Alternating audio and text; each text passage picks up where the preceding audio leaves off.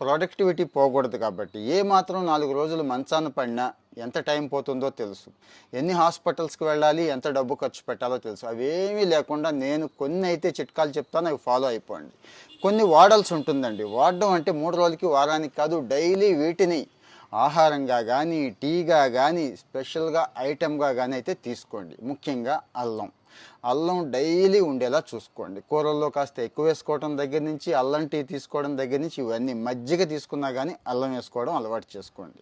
అలాగే కాస్త వెల్లుల్లి ఎక్కువ వాడితే తప్పేమీ లేదు. ఈ 4 రోజులు వాడండి. గ్రీన్ టీ ఒక్కసారి కాదు 2 సార్లు రోజు తీసుకున్నా తప్పేమీ లేదు. గ్రీన్ టీ రెగ్యులర్గా తీసుకోండి. వీటితో పాటు ముఖ్యంగా సిట్రస్ రిలేటెడ్ అంటే ఇప్పుడు నిమ్మకాయ బాగా దొరుకుతుంది, ఉసిరికాయ కాస్త కష్టం లేండి, దొరికితే మంచిదే. దాన్ని కూడా రెగ్యులర్గా తీసుకోవడం మర్చిపోవద్దు. వీటికంటే ముఖ్యమైనది మన పుదీనా తెలుసు కదండి, మార్కెట్లో ఫ్రెష్గా దొరుకుద్ది. పుదీనా ఎక్కువ